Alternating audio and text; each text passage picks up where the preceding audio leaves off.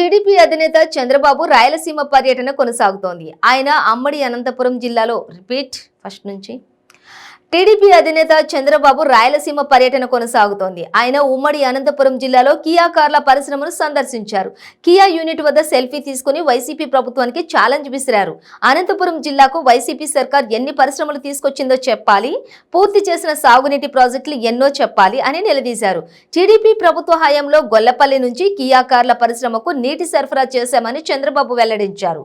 Record సమయంలో 13,000 వరకు కోట్ల పెట్టుబడులతో పరిశ్రమలు ఏర్పాటు చేసినట్లు కూడా వివరించారు.